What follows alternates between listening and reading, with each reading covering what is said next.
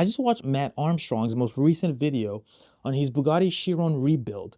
And I think Mate Rimac of the Rimac, like the Bugatti group, and Bugatti as a company just missed a huge opportunity here. So Matt Armstrong has built his fame and fortune over the last couple of years by taking on these really impossible builds. Matt Armstrong specifically has stood out because of the speed and scale at which he has been able to execute on these quite frankly insane builds. The most recent build he's taken on is a Bugatti Chiron, which is possibly one of the arguably one of the most insane production vehicles ever made. It also cost a fortune. Recently, another YouTuber, Alex, crashed his Bugatti Chiron, and he enlisted Matt Armstrong to help him rebuild these cars. Now, Bugatti did give him a reasonable deal, as reasonable as you can get with these cars, but they have also been really vocal and publicly against Matt Armstrong himself rebuilding this car. I think they missed out on an opportunity to support the build and endear themselves to the automotive enthusiast community. They could have partnered with Matt and Alex, sent out some technicians to help support and oversee the build.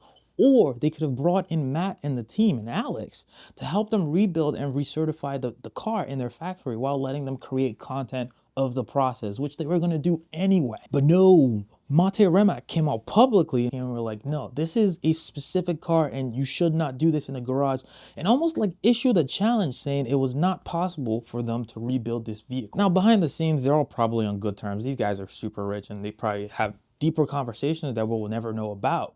But to the outside, it's almost like this challenge has been issued. And Matt Armstrong, as part of his brand, can't back down. Alex, on the other hand, either the owner of the vehicle, can't back down. And now they've taken on the challenge to rebuild this vehicle, to prove Bugatti wrong. We see it in technology all the time. It's a constant push and pull between the manufacturers and the consumers, fighting for the ability to repair and to take apart these devices they've paid for with their own hard-earned money. Now, most sane people would never consider rebuilding or trying to take apart something as expensive or complicated as a Bugatti Chiron. But most people, most sane people, will support someone who's crazy enough to do it. Someone who's willing to try. And it's a testament to the build quality and the work that Bugatti as a company have put into this vehicle.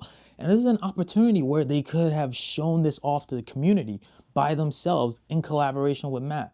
But now Matt has to do it with them looking like the bad guy. Whether Matt is ever able to put this car back together or make it even roadworthy is a question we'll find out, and we don't know.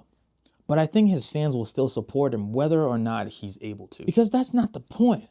The point is that he was crazy enough to try it, to do the impossible. So what do you think? Did Bugatti make a mistake? Is Matt going to be able to rebuild this car? Thanks for watching and stay grateful. Peace.